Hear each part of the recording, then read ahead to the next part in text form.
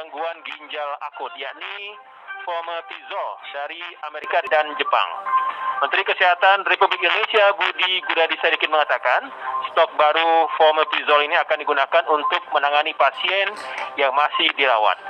Obat fomepizol digunakan berdasarkan hasil konsultasi dan pengujian yang melibatkan ahli farmakologi yang menyebutkan bahwa jika 7 dari 10 anak pasien gangguan ginjal akut mengalami kondisi lebih baik setelah meminum obat tersebut. Apakah fomepizol ini masih memerlukan izin edar sebelum dikonsumsi, dan bagaimana tanggapan Komisi 9 DPR RI tentang hal ini? Kami akan membahasnya bersama anggota Komisi 9 DPR RI, Rahmat Handoyo. Kami juga undang Anda untuk bergabung melalui telepon 021 586 9000, WA dan SMS 081 180 6543. Elshinta News and Talk. Pak Rahmat, bagaimana menanggapi tentang fomepizol ya, yang katanya bisa digunakan untuk obat pasien gagal ginjal akut ini, Pak? Ya, sebelumnya Bung Niko, salam sehat. Assalamualaikum warahmatullahi wabarakatuh.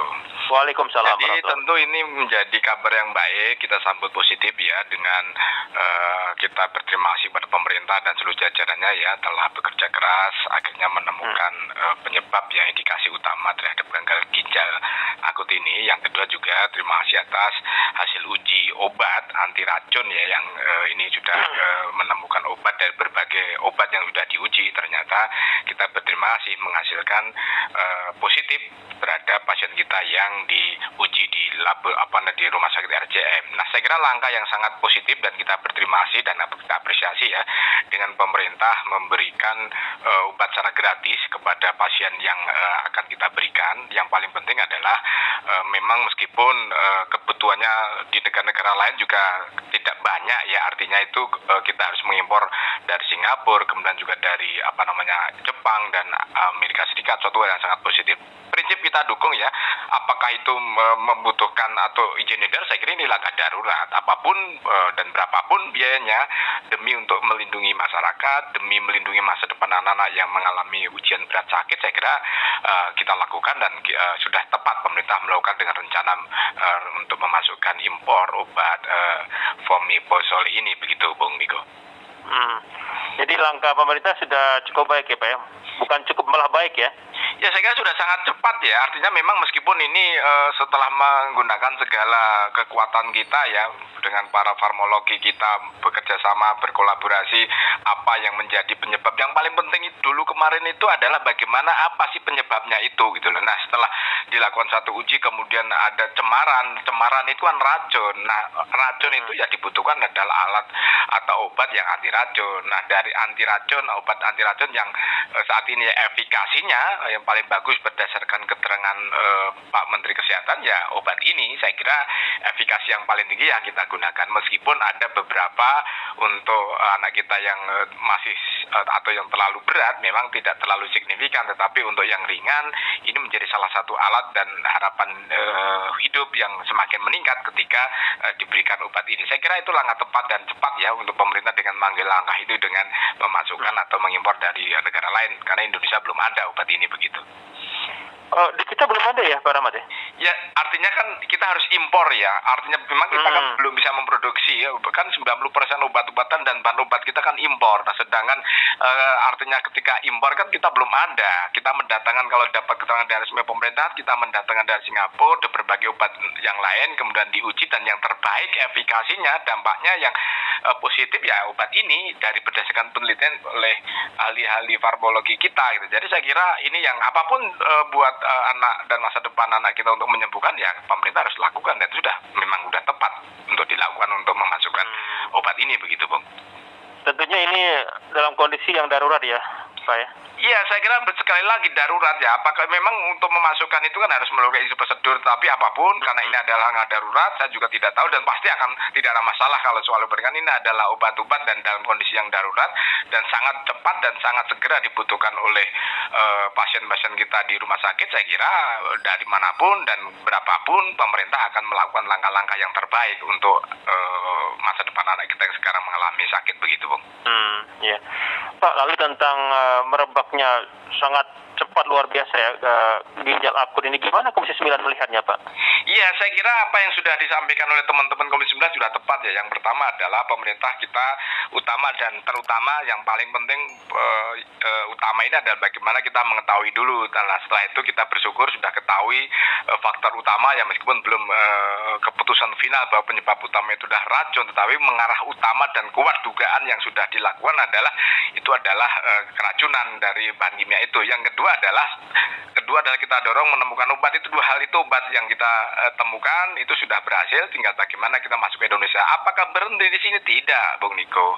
Harus ada pertanggungjawaban, siapa yang harus bertanggung jawab. Saya kira langkah pemerintah melalui Pak Menko untuk menyerahkan sepenuhnya kepada kepolisian untuk mendalami apakah ini kesalahan administrasi, kesalahan prosedural, atau kan masuk ranah pidana, kita serahkan kepada kepolisian. Termasuk rilis kemarin keterangan resmi dari BPOM, termasuk yang akan memidanakan dua perusahaan farmasi, itu suatu langkah yang kita apresiasi, dan saya kira itu menyuarakan bentuk dari suara masyarakat ingin keadilan. Kan ini sudah kecelakaan pada petik ya, sudah mengakibatkan anak kita banyak yang meninggal menjadi korban. Nah, ini saya kira langkah BPOM dan pemerintah dengan melakukan menggandeng kepolisian untuk mengambil siapa yang paling bertanggung jawab, saya kira ya memang sudah sewajarnya dan harus kita dukung langkah ini, begitu Bung Niko. Kalau dari Kementerian Kesehatan kan mengimbau agar masyarakat untuk tidak panik, tetap tenang. Tapi kan Pak Rahmat, kalau sudah kena ke misalnya keluarga kita, gimana bisa tenang ya Pak ya? Ya begini, utama dan terutama kita harapkan masyarakat tidak panik ya. Meskipun demikian, karena ini sudah menjadi konsumsi di setiap saat di media sosial, televisi, dan dimanapun. Tapi saya kira langkah pemerintah saya kira sudah bijak ya. Setiap saat mengambil satu peran dengan memberikan satu siaran pers, kemudian langsung dari Pak Menteri Kesehatan, Menteri BPOM. Saya kira langkah yang tepat, termasuk ketika langkah aman dengan melarang sementara beberapa waktu lalu obat dengan berbahan cair dan sirup, itu saya kira sudah sangat tepat dan terbukti ya. Setelah ada pelarangan itu, kasusnya kan begitu turun tajam gitu ya. Nah, ini suatu langkah yang sudah betul, sehingga kemudian ditindaklanjuti bahwa ternyata BPOM juga sudah merilis obat cair dan obat sirup mana yang diizinkan untuk diresepkan oleh dokter. Saya kira langkah tepat, sehingga artinya apa? Bahwa paling tidak benang kusut bahwa penyebab utama adanya keracunan itu sudah diketahui dan perusahaan mana sudah ketahui. Kemudian BPOM juga merilis obat mana yang sudah dapat diizinkan dan diresepkan oleh dokter. Saya kira suatu langkah yang cukup menenangkan oleh warga dan masyarakat kita. Tetapi informasi ini perlu disampaikan secara meluas kepada masyarakat.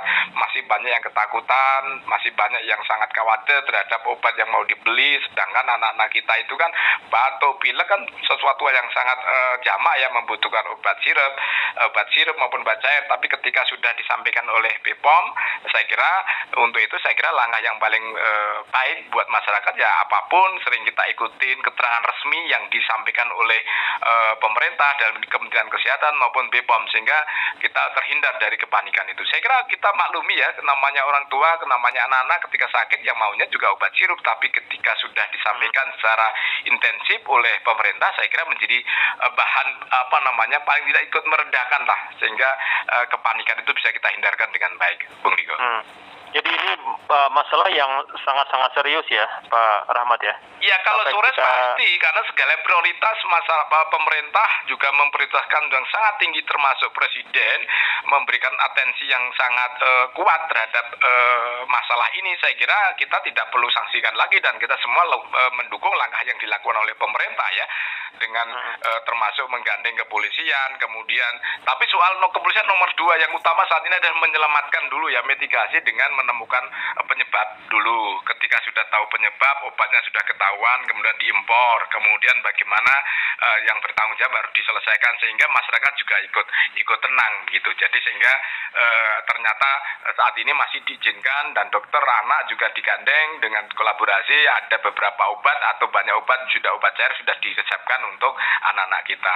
Artinya kita sudah mengkompilasi ya, atau sudah mendata, BPOM sudah merilis dengan resmi dan terus akan diikuti, dan kita terus akan mengikuti secara sama obat mana yang tidak diizinkan, farmasi mana yang tidak diizinkan dengan memproduksi bahan-bahan yang sudah mengandung atau terindikasi dan sudah terbukti mengandung zat-zat yang sangat toksik dan di luar batas atau di atas batas ambang yang diizinkan oleh dari sisi kesehatan. Sehingga sekali lagi kita imbau, kita sampaikan kepada warga masyarakat, kita ikutin informasi tunggal dari pemerintah maupun BPOM maupun dari Ikatan Dokter Anak, sehingga tiga hal itu saya kira sudah mewakili ya, sehingga ketika ada informasi yang manapun yang tidak dari itu, saya kira mohon tidak disebarkan kepada masyarakat, karena apa, itu akan menimbulkan kepanikan baru.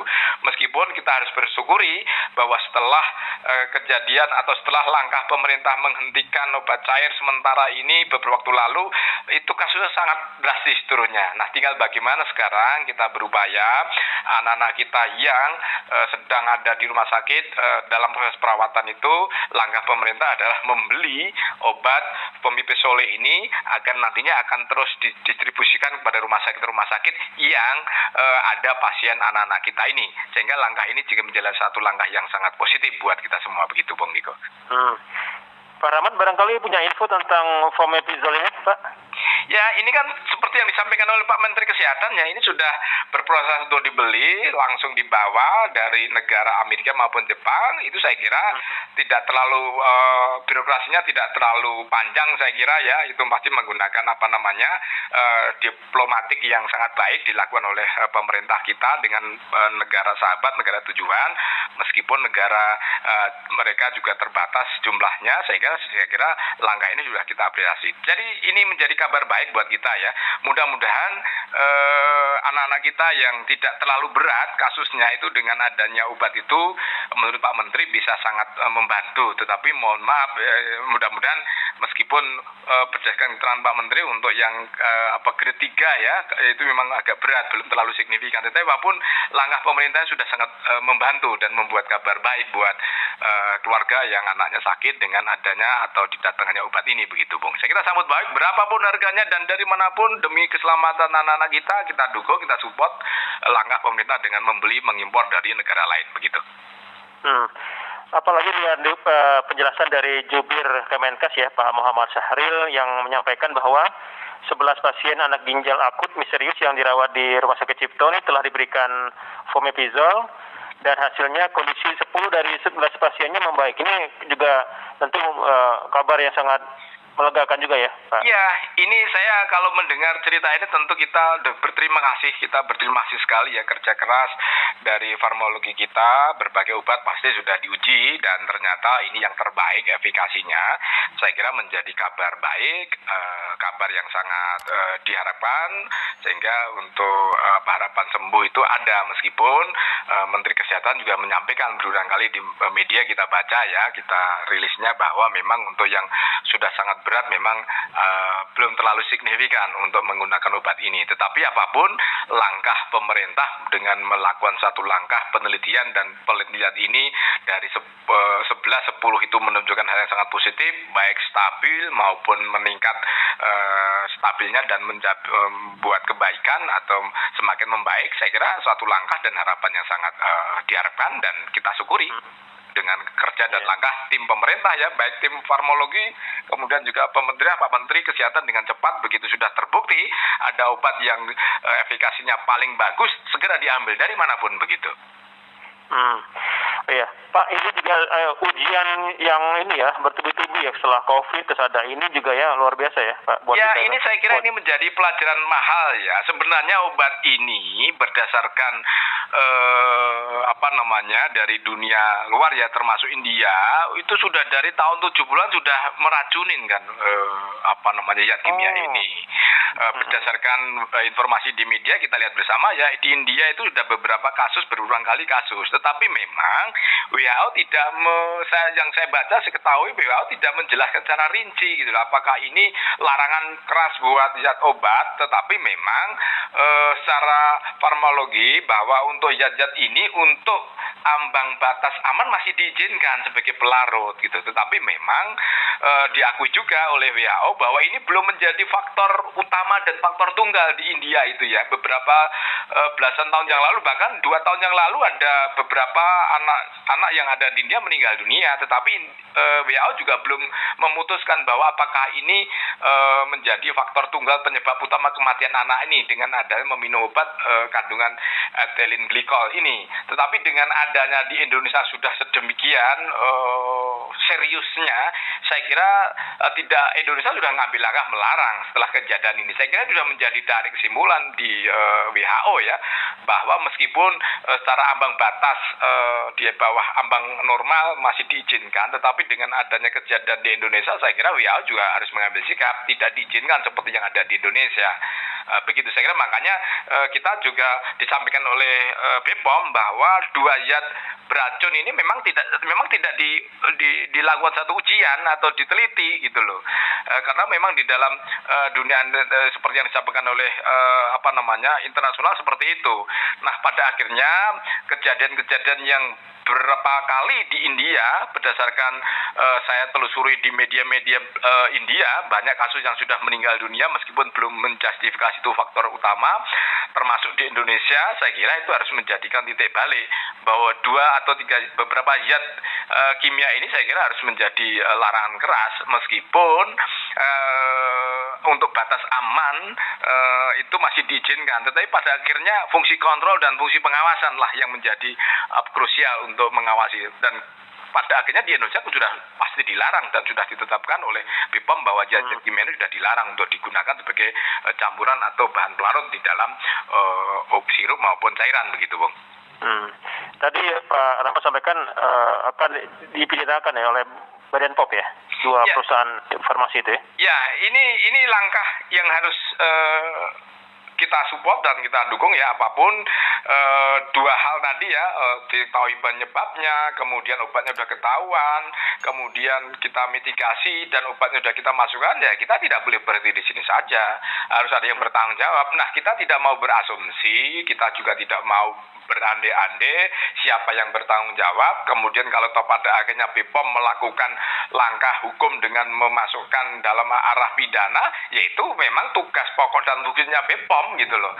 Nah, kemudian kepolisian sudah membentuk satuan khusus, tim khusus untuk menyelidiki dan mendalami kasus ini. Saya kira menjawab dari apa yang keinginan dari masyarakat, rasa keadilan, rasa yang sudah menyebabkan warga kita meninggal dunia. Saya kira langkah yang kita kawal bersama, dan saya pasti meyakini bahwa ini akan disampaikan secara transparansi ya, dan secara terang benderang, dan ini sudah menjadi atensi masyarakat termasuk Bapak Presiden. Saya kira nanti akan dibuka seterang-terangnya ya apa penyebabnya, meskipun dari sisi farmakologi apakah ini menjadi faktor utama, faktor tunggal, ya biarlah ahli yang akan menyimpulkan gitu loh.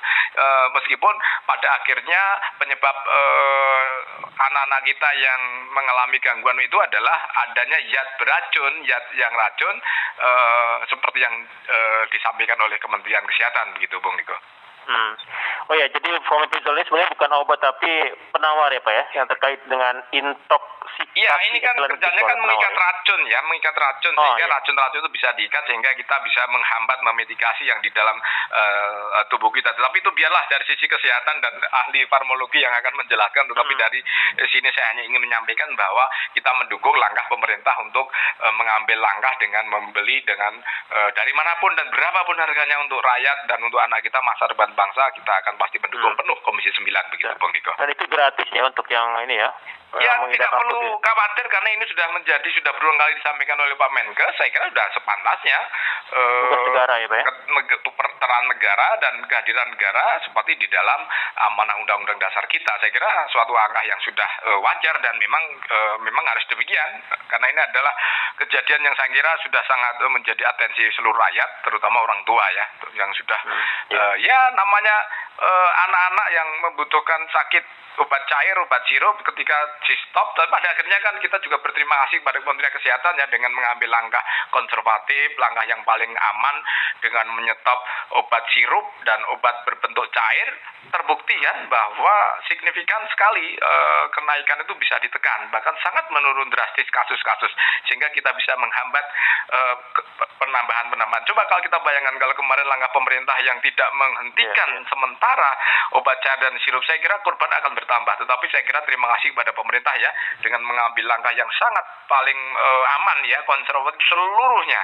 Padahal meskipun ada banyak obat yang tidak ada kandungan itu, tetapi demi langkah yang sangat konservatif yang paling aman, saya kira kita lakukan. Meskipun sekarang harus disampaikan kepada masyarakat semuanya agar tidak semuanya obat, bahkan sudah dirilis obat-obat mana, obat cair, obat sirup yang bisa diizinkan dan diresepkan oleh dokter, sehingga orang tua juga tidak terlalu khawatir. Apapun kita nggak perlu khawatir, dokter anak, dokter siapapun pasti akan meresepkan obat-obat yang aman, yang sesuai yang sudah ditentukan oleh BPOM, begitu Bung Niko. Ya, Pak, tadi di Pak Rahmat juga sempat sampaikan tentang memang kondisi kita, negara kita untuk farmasi ini banyak impornya, ketinggalan begitu ya. Ketika pandemi kita juga harus mengimpor, bukan cuma Indonesia sih sebenarnya, banyak negara dunia. Tapi kan kita sebenarnya sangat tergantung ya. Sekarang juga ketika ada gagal ginjal akut ini juga harus impor dari beberapa negara. Ini kan bisa jadi momentum untuk Pak Presiden juga menyampaikan bahwa kita harus mandiri dari obat-obatan begitu ya Pak Rahmat ya? Iya, harus diakui dan seluruh pendengar ya bahwa ini menjadi atensi Presiden. Presiden dan kita semua DPR Komisi 9 juga sudah menganggap ini berisiko kalau 90% saat ini obat, bahan baku obat, alat-alat kesehatan kita itu masih impor, Bung Niko, 90%. Jadi saya kira suatu hal yang sangat tidak baik buat ketahanan kesehatan kita. Kita mengacu kepada kemarin ya COVID-19 ketika kita kekurangan obat ya karena kita berebut dengan negara lain, tidak boleh mengekspor ke negara Indonesia karena mereka dibutuhkan. India sangat butuh untuk melindungi warga negaranya sendiri sehingga tidak diizinkan untuk ekspor ke Indonesia. Nah, mengacu pada itu sebenarnya sudah diantisipasi oleh Presiden Jokowi ya, karena sangat tidak sehat dengan 90% obat alat kesehatan ini impor, sudah membuat Perpres 2016 percepatan industri obat dan alat-alat kesehatan. Namun demikian, meskipun pemerintah sudah memberikan karpet merah untuk industri farmasi baik dari dalam maupun dari luar negeri untuk menanamkan investasi Indonesia, kan tidak semudah yang kita bayangkan. Karena memang bahwa ini adalah hukum bisnis.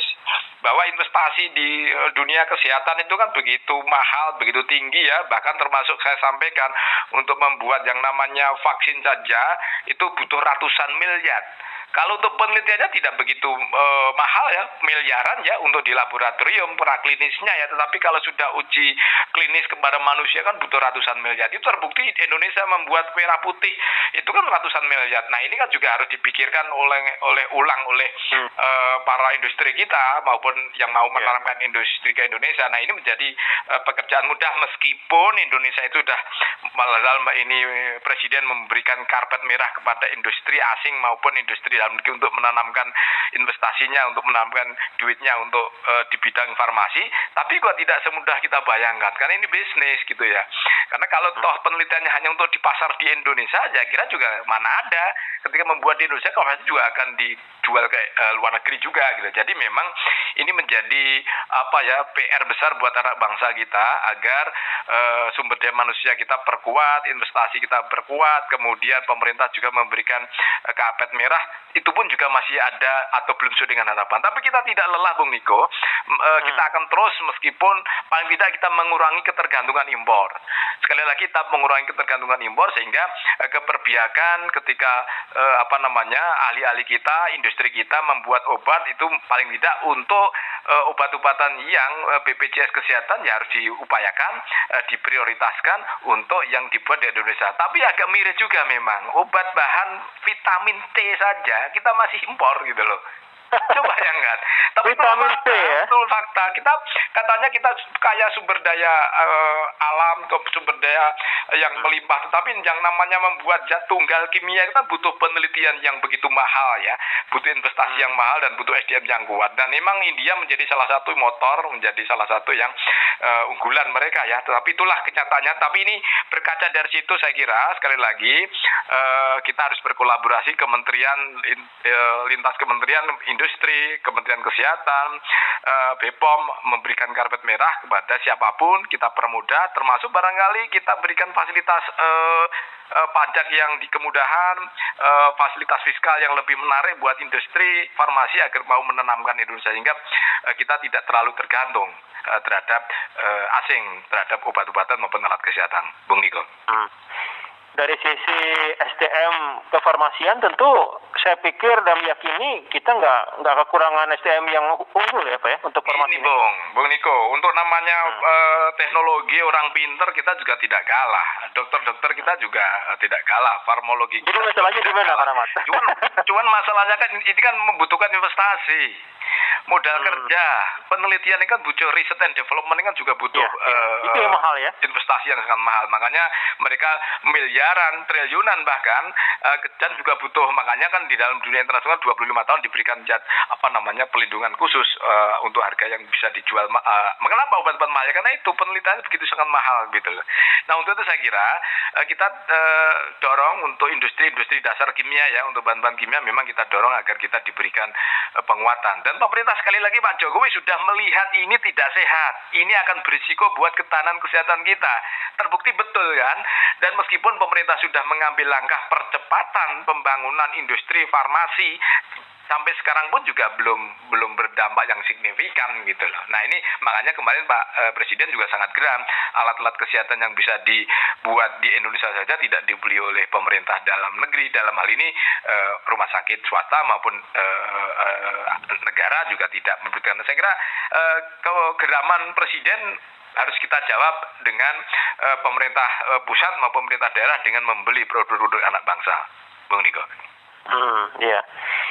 Kembali ke fomepizol yang kita impor, jadi tadi Pak Rahmat sampaikan kita apresiasi langkah cepat pemerintah kita ya Pak ya untuk mengatasi gagal ginjal akut ini ya pada anak-anak khususnya.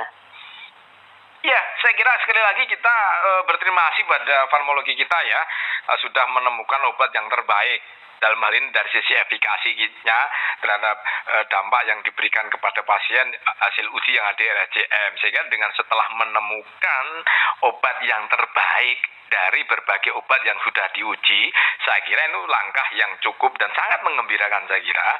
Sehingga ini pantas kita support, kita terima kasih dan mendukung penuh langkah pemerintah dengan rencana dan telah membeli kesepakatan membeli dengan cara diplomatik kesehatan kita ya. Saya kira pantas kita berterima kasih dengan langkah cepat dan gerak cepat pemerintah dengan pertama ya tadi mengetahui penyebabnya, meskipun ini juga sudah ada andil dari WHO. Sekali lagi ada andil WHO karena selama ini yang kita sampaikan bahwa tanda petik kita juga sih menganalisis apa sih penyebabnya kemarin, kan dari sisi patologi tidak terbukti, tidak ada virusnya, tidak ada, kemudian dari sisi bakteri tidak ada. Kemudian 5 Oktober kemarin WHO menyampaikan bahwa ini ada toksik, ini ada bahan kimia yang beracun. Nah inilah akhirnya ditemukanlah yang zat-zat itu gitu loh, etilen glikol, dan itu yang menyebabkan salah satu ya penyebab utama, meskipun belum menjadi kesimpulan utama, tapi paling tidak arah menjadi tanda petik tersangka utama obatnya atau bahan yang beracunnya itu. Sehingga